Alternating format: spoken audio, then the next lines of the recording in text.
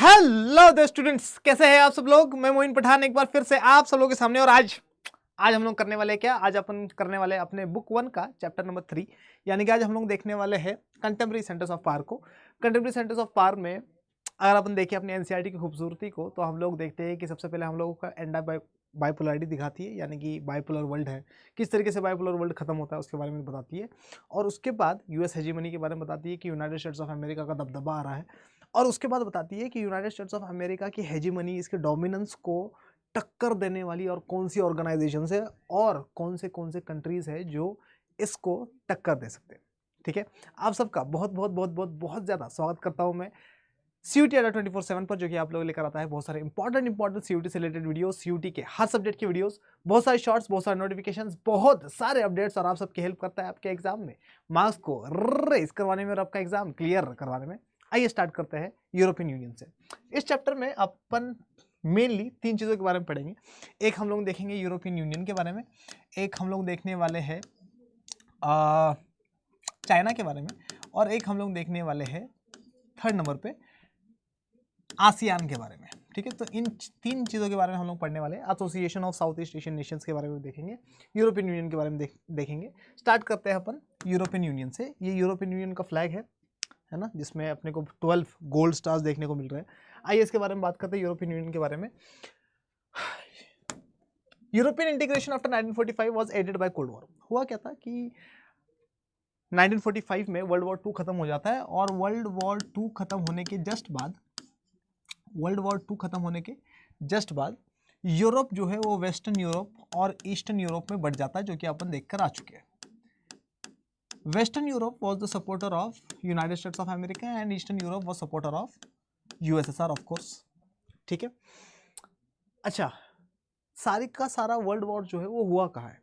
Europe में of course. तो Europe जो है उसकी कंडीशन खराब हो चुकी है ना। यूरोप जो है बर्बाद हो चुका है, इकोनॉमिकली भी बर्बाद हो चुका है और फिजिकली भी बर्बाद हो चुका है, क्योंकि पूरी की पूरी वॉर ही यूरोप में चल रही है ना।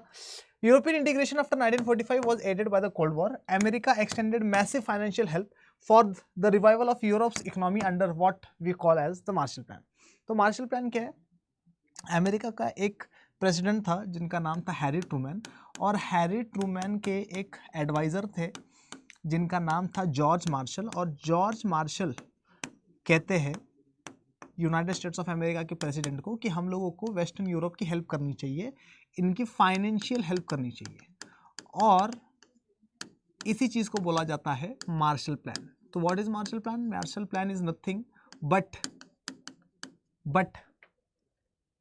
it is the agreement by which the United States of America will now help the Western Europe through financially, है ना। फाइनेंशियली क्या करेंगे? हेल्प करेंगे वेस्टर्न यूरोप की यूनाइटेड स्टेट्स ऑफ अमेरिका। ठीक है, इसी को जॉर्ज मार्शल प्लान बोला जाता है, जो कि जॉर्ज मार्शल ने दिया था, है ना। एंड जॉर्ज मार्शल ने एडवाइस दी थी हैरी ट्रूमैन को। ठीक है, तो ये सारा के सारा सीन है, और इसके थ्रू एक ऑर्गेनाइजेशन बनाया जाता है जिसको OEEC बोला जाता है 1948 में, the organisation for European economic cooperation, है ना, OEEC। ठीक है, आइए जरा देखते हैं क्या बता रहा है। Under the Marshall plan the organisation for European economic cooperation OEEC was established in 1948 to channel aid to the western European countries. तो वेस्टर्न यूरोपियन कंट्रीज को पैसा दिया जाएगा by United States of America to revive its economy, ताकि तुम अपनी economy को ठीक कर सको। The council of Europe economic organisation एक बन चुका है, अब एक पॉलिटिकल ऑर्गेनाइजेशन की भी जरूरत है। तो वेस्टर्न यूरोपियन कंट्रीज 6 कंट्रीज मिलकर एक ऑर्गेनाइजेशन बनाएंगे जिसका नाम होगा COE और the council of Europe in 1949। तो 1948 में बना OEEC, 1949 में बना COE या फिर council of Europe. The council of Europe was established in 1949. It was an another step forward in political cooperation. The process of economic integration of European capitalist countries proceeded, leading to the formation of the European Economic Community in 1957. 1957 में treaties of Rome होती है, और treaties of Rome के through 2 organisation बना दी जाती है। एक होती है EEC और एक है यूराटोम, यूरोपियन एटॉमिक कम्युनिटी, है ना, या यूरोपियन एटॉमिक एजेंसी कम्युनिटी। ठीक है, EEC अब हुआ क्या था, 1948 में एक इकोनॉमिक ऑर्गेनाइजेशन तो बनाई थी हम लोगों ने, जिसको हम लोग OEEC बोल रहे थे, organisation for European economic cooperation, लेकिन इसमें यूनाइटेड स्टेट्स ऑफ अमेरिका भी था। ठीक है, यूरोपियंस को या वेस्टर्न यूरोपियन कंट्रीज को अपना खुद का एक ऑर्गेनाइजेशन बनाना था फॉर इकोनॉमिक कोऑपरेशन, और 1957 में they found the European economic community EEC। ठीक है, और दूसरा इन लोगों ने ऑर्गेनाइजेशन बनाया Euratom, the European Atomic Energy Agency या यूरोपियन एटॉमिक कम्युनिटी। ठीक है, तो इसी के बारे में बता रहे हैं। The process of economic integration of the European capitalist countries proceeded leading to the formation of the European economic community in 1957। आगे आते हैं, after the collapse of the Soviet bloc European union was established in 1992। फिर हुआ क्या, 1992 आते आते European union बनाया गया। ठीक है, अब यूरोपियन यूनियन में वेस्टर्न यूरोपियन कंट्रीज तो है, लेकिन ईस्टर्न यूरोपियन कंट्रीज भी आ जाएगी। ठीक है, पेपर में क्वेश्चन आता है कि ये जो यूरोपियन यूनियन है ये कौन सी ट्रीटी के थ्रू बनाया गया, तो मास्ट्रिक्ट ट्रीटी थी, मास्ट्रिक्ट ट्रीटी के थ्रू बनाया गया था, मास्ट्रिक्ट ट्रीटी के थ्रू बनाया गया था यूरोपियन यूनियन, है ना। 7 February 1992 को मास्ट्रिक्ट ट्रीटी साइन होती है, और अगले ही दिन यानी कि 8 February 1992 को यूरोपियन यूनियन बन के रेडी हो जाता है। यूरोपियन यूनियन का अपना खुद का फ्लैग है, अपना खुद का एंथम है, अपनी खुद की फाउंडिंग डेट है, और अपनी खुद की करेंसी है जिसको हम लोग यूरो बोलते हैं। ठीक है, यूरो 2002 में इंट्रोड्यूस हुआ था। इन लोगों ने अपना खुद का कॉन्स्टिट्यूशन बनाने की भी कोशिश करी थी 2003 में, जिसमें ये असफल रहे। So they tried to make a constitution for the whole Europe, but they failed in it in 2003। European union was the world's largest economy in 2005। 2005 की अगर हम लोग बात करें तो वर्ल्ड्स लार्जेस्ट इकोनॉमी थी। It had a GDP of more than $17 trillion in 2016। ये एक आउटडेटेड डेटा है, जो मैं नया डेटा NCERT में आया है वो बता देता हूँ मैं आप लोगों को। 2024 के हिसाब से इनकी जो अब इकोनॉमी है वो $19.35 ट्रिलियन की है ना। 19.35 ट्रिलियन डॉलर्स की इनकी इकोनॉमी हो चुकी है 2024 में। ठीक है, तो अगर यूरोपियन यूनियन का अपन फाइनेंशियली कितना स्ट्रांग है देखें, तो यूरोपियन यूनियन में आज 27 कंट्रीज़ है, और कंबाइंड इनकी जो GDP आती है तो वो कितनी है इन 2024, 19.35 ट्रिलियन डॉलर्स की है। इंडिया को अभी क्या बनना है, इंडिया को 5 ट्रिलियन की इकोनॉमी बनना, ये इंडिया का सपना, इंडिया का टारगेट है। लेकिन हम लोग देख रहे हैं कि यूरोपियन यूनियन कितना स्ट्रांग है। Its share of world trade is much larger than that of the United States of America. जितना ट्रेड, जितना इंपोर्ट एक्सपोर्ट ट्रेड वगैरह बिजनेस जितना यूरोपियन यूनियन करता है, उतना यूनाइटेड स्टेट्स ऑफ अमेरिका भी नहीं करता। Its currency the euro can pose a threat to the dominance of US dollar. अगर अपन देखें यूरो को, तो यूरो जो करेंसी है, बहुत सारी कंट्रीज, ऑलमोस्ट 19 कंट्रीज है जो यूरो को अडॉप्ट कर चुकी है यूरोपियन यूनियन की। प्लस यूरो जो है it is a stronger currency as compared to the US dollar, and therefore United States of America का ये जो डॉलर है इसको ये थ्रेट पोज करता है कि ऐसा ना हो जाए आने वाले टाइम पीरियड में जो वर्ल्ड ट्रेड है वो यूरो में स्टार्ट हो जाए। तो एक ऐसा ऑर्गेनाइजेशन हम लोग देख सकते हैं जो कि वर्ल्ड स्टेज पे रूल कर सकता है आगे चलकर। ठीक है, आगे आते हैं मिलिट्रीली, देखते हैं मिलिट्रीली कितना स्ट्रांग है। The European unions combined arm forces are the second largest in the world. ठीक है, तो अगर डिफेंस की बात करें तो यूनाइटेड स्टेट्स ऑफ अमेरिका का डिफेंस सबसे ज़्यादा है, सबसे स्ट्रॉन्गेस्ट है। उसके बाद सेकंड नंबर पर आते हैं हमारे पास European Union. Its total spending on its defence is second after the United States. तो यूनाइटेड स्टेट्स ऑफ अमेरिका अपने डिफेंस पे सबसे ज़्यादा पैसा लगाता है, उसके बाद सबसे ज़्यादा पैसा जो लगाता है अपने डिफेंस पर वो है यूरोपियन यूनियन। हालांकि लड़ाई किसी के साथ नहीं करता, ये भी याद रखना है। अच्छा, यूरोपियन यूनियन का एक मेंबर है, one member of the European union, जिसको हम लोग फ्रांस कहते हैं, जो कि यूनाइटेड नेशन सिक्योरिटी काउंसिल का मेंबर भी है, प्लस इसके पास न्यूक्लियर आर्सेनल भी है, न्यूक्लियर वेपन्स भी है। ठीक है, तो यूरोपियन यूनियन के पास न्यूक्लियर वेपन है, तो वो अपने आप यूरोपियन यूनियन स्ट्रांग हो जाता है। प्लस 335 न्यूक्लियर वॉरहेड्स हैं, है ना। तो one European member state France also have nuclear arsenals of approximately 335 nuclear warheads, है ना। 335 न्यूक्लियर वेपन्स हैं इनके पास। It is also the world's most important source of space and communication technology. तो स्पेस एंड कम्युनिकेशन टेक्नोलॉजी के लिए Europe की तरफ सब लोग देखते हैं, यूरोपियन यूनियन की तरफ सबको देखते हैं, and it is the most important source of space and communication technology. On the political and diplomatic ground, Britain and France, the two members of the European Union, are permanent members of the United Nations Security Council. 2020 में, in 2020 Britain जो है वो European union को छोड़ चुका है ना। और इस चीज़ को अपन ब्रेग्जिट के नाम से जानते हैं, ब्रिटेन का exit from the European Union in 2020, ठीक है, तो इसको ब्रेग्जिट बोला जाता है। तो Britain is now not the member of European union but one of the members of the European union, जिसको हम लोग फ्रांस कहते हैं। तो France is the member of the United nation security council, ठीक है। आगे आते हैं, अब अपन बात करते हैं किसकी, association of South East Asian Nations की, है ना। साउथ ईस्ट एशिया को अगर अपन देखें तो उसमें ये सारी की सारी कंट्रीज आती हैं। साउथ ईस्ट एशिया की हालत भी वैसी थी जैसे इंडिया की हालत थी। सर मतलब इंडिपेंडेंस के टाइम पीरियड में हम लोग कैसे थे, हमारे पास इकोनॉमी नहीं थी, इकोनॉमी खराब थी। साउथ ईस्ट एशिया की भी इकोनॉमी जो थी खराब थी, ठीक है। अगर अपन देखें, we were a poor country, South East Asia का भी पूरा रीजन पुअर था।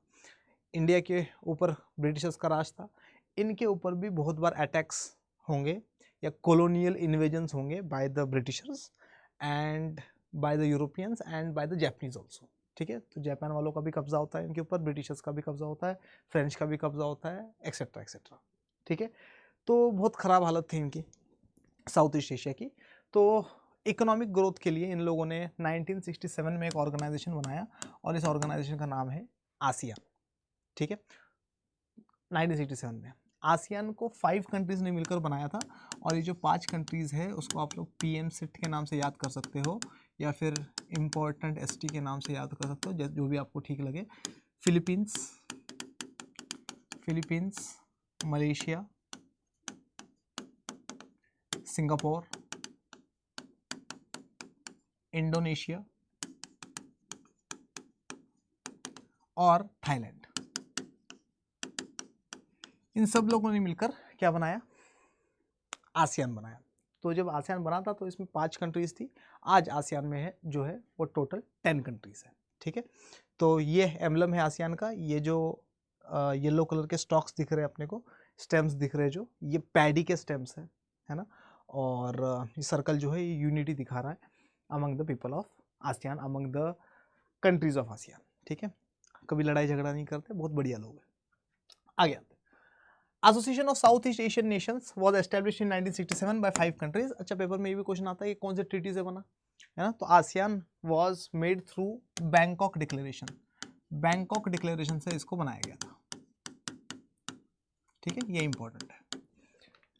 Association of Southeast Asian Nations was established in 1967 by 5 countries of this region, Indonesia, Malaysia, the Philippines, Singapore and Thailand, by signing the Bangkok Declaration. आगे आते हैं, देखिए क्या बता रहा है। On the ASEAN logo, the 10 stalks of paddy or rice represent the 10 Southeast Asian countries bound together in friendship and solidarity. The circle symbolizes the unity of ASEAN. तो circle ASEAN की यूनिटी दिखाता है 10 की 10 countries में, और जो paddy stocks है ये क्या दिखाते हैं, फ्रेंडशिप एंड सॉलिडेरिटी दिखाते हैं कि हम सब लोग दोस्त हैं और इकट्ठा खड़े हैं साथ में, ठीक है। ऑब्जेक्टिव क्या है आसियान का, तो आसियान बना ही था फॉर इकोनॉमिक ग्रोथ, है ना। तो to accelerate economic growth and through it social progress and cultural development will be its objective, ठीक है। तो objectives of ASEAN were primarily to accelerate economic growth and through that social progress and cultural development. Secondary objective क्या होगा, regional piece, शांतता बनाए रखना। A secondary objective was to promote regional peace and stability based on the rule of law. Rule of law मतलब क्या, कानून के हिसाब से चलेंगे भैया, ठीक है, लोगों के हिसाब से नहीं चलेंगे। लोगों के हिसाब से मतलब लीडर्स के हिसाब से नहीं चलेंगे, है ना। जो लॉ में लिखा है उसके हिसाब से चलेंगे और यूनाइटेड नेशंस के चार्टर के हिसाब से चलेंगे। तो a secondary objective was to promote regional peace and stability based on the rule of law and the principles of the United Nations Charter. तो यूनाइटेड नेशंस चार्टर के हिसाब से चलेंगे, रूल ऑफ लॉ के हिसाब से चलेंगे और इसके थ्रू रीजनल पीस लेकर आएंगे, स्टेबिलिटी लेकर आएंगे साउथ ईस्ट एशिया में, ठीक है। आगे आते हैं, ASEAN countries have adopted the ASEAN way as a forum of interaction, ठीक है। तो अगर आसियान वालों को पूछो कि भैया तुम लोग किस तरीके से काम करते हो, तो वो लोग बोलते हैं कि हम लोग अपनी तरीके से काम करते हैं, आसियान वे, ठीक है, ये हमारा तरीका है। लोगों ने पूछा कि कैसा तरीका, कह रहे कि हमारा इनफॉर्मल तरीका है, हम जब भी मिलते हैं रिस्पेक्ट के साथ मिलते हैं, ठीक है। नॉन कन्फ्रंटेशनिस्ट है, मतलब हम लोग एक दूसरे के साथ कभी लड़ाई नहीं करते, 10 की 10 कंट्रीज, और कोऑपरेटिव है, हम सब लोग कोऑपरेशन में रहते हैं। तो ASEAN countries have adopted the ASEAN way as a form of interaction that is informal, non confrontationist and cooperative. In 2003 में क्या होता है, आसियान जो है ये आसियान कम्युनिटी बनाता है। इन 2003 आसियान कम्युनिटी बनाता है और आसियान कहता है कि हम लोग सिर्फ और सिर्फ इकोनॉमिक चीज़ों के ऊपर ध्यान क्यों दें, हम लोग पॉलिटिकल चीज़ों पे भी ध्यान दे सकते हैं, कल्चरल डेवलपमेंट के ऊपर भी ध्यान दे सकते हैं। और इसी वजह से इस आसियान कम्युनिटी के 3 पिलर्स हैं, ठीक है। The ASEAN economic community, the ASEAN socio cultural community और द आसियान सिक्योरिटी कम्युनिटी, ठीक है। तो 2003 में आसियान जो है वो आसियान कम्युनिटी बनाता है जिसके 3 पिलर्स है, 3 पिलर्स मैंने लिख दिए। In 2003 ASEAN moved along the path of establishing an ASEAN community comprising 3 pillars, namely the ASEAN Security Community, the ASEAN Economic Community and the ASEAN Socio-Cultural Community। Economic community economy पे ध्यान देगी, socio cultural community social और cultural development पे ध्यान देगी, security community politics पे ध्यान देगी, ठीक है। ASEAN had several agreements in place by which member states promised to uphold peace, neutrality, cooperation, non-interference and respect for national differences and sovereign rights। तो आसियान ने बहुत सारे एग्रीमेंट्स कर रखे जिससे आसियान के 10 मेंबर्स ने कहा है कि भैया हम लोग पीस को अपहोल्ड करके रखेंगे, ठीक है, न्यूट्रल रहेंगे, लड़ाइयों को बढ़ावा नहीं देंगे, ठीक है, कोऑपरेशन रखेंगे एक दूसरे के साथ, नॉन इंटरफेरेंस रखेंगे। मलेशिया में क्या हो रहा है, सिंगापुर को कोई लेना देना नहीं है, सिंगापुर में क्या हो रहा है, थाईलैंड को कोई लेना देना नहीं है, ऐसा नॉन इंटरफेरेंस की पॉलिसी। और एक दूसरे को रिस्पेक्ट करेंगे, एक दूसरे के डिफरेंसेस को रिस्पेक्ट करेंगे, ठीक है। ASEAN has focused on creating a free trade area for investment, labour and services. तो आसियान ने क्या करा है, फ्री ट्रेड एरिया बनाया है ना, और बाहर वाली कंट्रीज को अट्रैक्ट करता है कि भैया आओ और आसियान में आकर, साउथ ईस्ट एशिया में आकर पैसा वगैरह लगाओ, ठीक है। Fastest growing economy of the world है ASEAN. ASEAN Vision 2020 has defined an outward looking role for ASEAN in the international community। अब आसियान का विजन 2020 के बारे में बहुत सारे क्वेश्चंस आते हैं, खास करके क्वेश्चन ये आता है कि आसियान का विजन 2020 क्या है। तो outward looking policy, outward looking policy का मतलब क्या, आसियान कह रहा है कि अब साउथ ईस्ट एशिया पे ध्यान नहीं देंगे हम लोग, सिर्फ हम लोग बाहर भी ध्यान देंगे। बाहर भी ध्यान देने का मतलब हम लोग जो है इंडिया के साथ भी रिलेशंस बनाएंगे, चाइना के साथ भी रिलेशंस बनाएंगे, यूरोप के साथ भी रिलेशंस बनाएंगे, उनके ऑर्गेनाइजेशंस के साथ भी हाथ मिलाएंगे, एक्सेट्रा एक्सेट्रा। तो आउटवर्ड लुकिंग पॉलिसी है एक। This builds on the existing ASEAN policy to encourage negotiations over conflicts in the region. India signed trade agreements with 3 ASEAN members. Malaysia, ये इंपॉर्टेंट है, पेपर में आता है कि इंडिया ने कौन से 3 आसियान के कंट्रीज के साथ फ्री ट्रेड एग्रीमेंट साइन किया 2010 में, इन 2010। तो आप लोग इसको मस्ती के नाम से याद रख सकते हो, है ना, मस्त के नाम से या मस्ती के नाम से याद रख सकते हो कि मलेशिया के साथ, सिंगापुर के साथ और थाईलैंड के साथ। तो with Malaysia, Singapore and Thailand the ASEAN India free trade agreement came into effect in 2010, ठीक है। इन सब के साथ एग्रीमेंट कर रखा है और आसियान इंडिया का फ्री ट्रेड एग्रीमेंट 2010 का है, ठीक है। आगे आते हैं, चाइना के बारे में बात करते हैं। अगर हम लोग चाइना के बारे में बात करें तो चाइनीज रिवॉल्यूशन जो है वो कब आया था, तो चाइनीज रिवॉल्यूशन आया था 1949 में। Chinese revolution is nothing but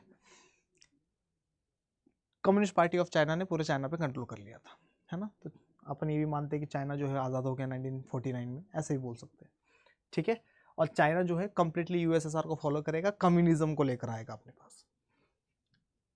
China has been growing as an economic power since 1978। होता क्या है, 1973 में चाइना 4 मॉडर्नाइजेशंस लेकर आता है। ये 4 मॉडर्नाइजेशंस जो है इसको आप लोग याद रख सकते हो मासी के नाम से, मासी, है ना। एम से क्या आएगा अपने पास, एम से आएगा मिलिट्री, ए से एग्रीकल्चर, एस से साइंस एंड टेक और आई से इंडस्ट्रीज। तो चाइना अपने आप को मॉडर्न करने की कोशिश करता है फ्रॉम 1973 ऑनवर्ड्स। 1973 में Zhou Enlai was the leader और प्रीमियर ऑफ चाइना और president of China Zhou Enlai, ठीक है। तो बोल रहे China has been growing as an economic power since 1978। It is projected to overtake US as the world's largest economy by 2040, ठीक है। तो 2040 तक ऐसा लग रहा है कि चाइना की इकोनॉमी जो है वो यूनाइटेड स्टेट्स ऑफ अमेरिका से बहुत आगे निकल जाएगी। आगे आते हैं, its economic integration into the region makes it the driver of the East Asian growth. इसका जो एरिया है प्लस ईस्ट एशिया का पार्ट बनता है चाइना, तो चाइना को अगर अपन देखें तो ईस्ट एशिया की जब भी बात आएगी तो चाइना का ग्रोथ ही ईस्ट एशिया का ग्रोथ है, ऐसा बोल सकते हैं अपन, क्योंकि बाकी सारी आसपास की कंट्रीज बहुत छोटी छोटी है। After the establishment of People's Republic of China in 1949 under the leadership of Mao Zedong was the hero of the Chinese revolution of 1949, है ना। Power comes in your hands through the barrel of the gun, ठीक है। Its economy was based on the Soviet model, completely Soviet model पे based था, मतलब communist party was the only political party, there was no private property etcetera etcetera, लेकिन time के साथ ये अपने आप को चेंज कर लेता है। This model allowed China to use its resources to establish the foundations of an industrial economy on a scale that did not existed before. अब हुआ क्या कि चाइना एग्रीकल्चरल कंट्री था, एग्रीकल्चर से पैसा कमाता था, वहाँ से टेक्नोलॉजी लेकर आता था, ठीक है, और टेक्नोलॉजी के थ्रू इंडस्ट्रियल इकोनॉमी बना लेता है, ठीक है। आगे आते हैं, China ended its political and economic isolation with the establishment of relations with the United States of America in 1972। वैसे तो 1970s से 1969 में चाइना और यूएसएसआर के बीच में लड़ाई हो जाती है, यूएसएसआर और चाइना के बीच में वॉर होता है, एक ब्रीफ वॉर होता है यूएसएसआर और चाइना के बीच में, और 1970 के आसपास से चाइना जो है यूनाइटेड स्टेट्स ऑफ अमेरिका के साथ रिलेशन बनाता है। इन 1972 यूनाइटेड स्टेट्स ऑफ अमेरिका का प्रेसिडेंट जिसका नाम है रिचर्ड निक्सन, वो विजिट करता है चाइना, तो Richard Nixon visits China in 1972। Premier Zhao Enlai proposed the 4 modernizations of agriculture, industry, science and tech and military in 1973। 1978 का ईयर आपको याद रखना है, बहुत इंपॉर्टेंट है। 1978 में क्या होता है, इन 1978 जो प्रेसिडेंट है चाइना का वो चेंज हो गया, प्रीमियर चाइना का चेंज हो गया, जिसका नाम है डेंग जियोपिंग, और Deng Xiaoping open economic system लेकर आ रहा है चाइना में, चाइना की इकोनॉमी खोल रहा है, चाइना को ओपन इकोनॉमी बना रहा है ना, मतलब चाइना में क्या आ रहा है, कैपिटलिज्म आ रहा है, लिबरलाइजेशन, प्राइवेटाइजेशन, ग्लोबलाइजेशन आ रहा है, ठीक है। इसके साथ जो हम लोग को याद रखना है वो याद रखना है कि चाइना में शॉक थेरेपी नहीं आएगी जैसे यूएसएसआर में आई थी सिस्टम चेंज करने के बाद, ठीक है। चाइना में शॉक थेरेपी नहीं आने की वजह यह है कि चाइना अपना economy step by step open करेगा, ठीक है। 1982 में चाइना एग्रीकल्चर को प्राइवेट करेगा, इसके बाद 1998 में चाइना इंडस्ट्रीज को प्राइवेट करेगा, और 2001 में चाइना वर्ल्ड ट्रेड ऑर्गेनाइजेशन का मेंबर भी बन जाएगा, ठीक है। तो ये सारी चीज़ें अपने को याद रखनी है। By 1978 the then leader Deng Xiaoping announced the open door policy and economic reforms in China. The privatization of agriculture in 1982 was followed by the privatization of industries in 1998.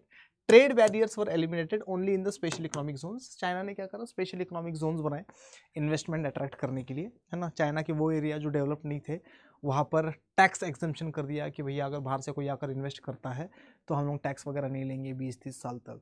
तो ये बहुत अट्रैक्टिव लगा बहुत सारी कंट्रीज़ को, और उन लोगों ने आकर पैसा लगाया, जिससे चाइना का डेवलपमेंट काफ़ी हो गया।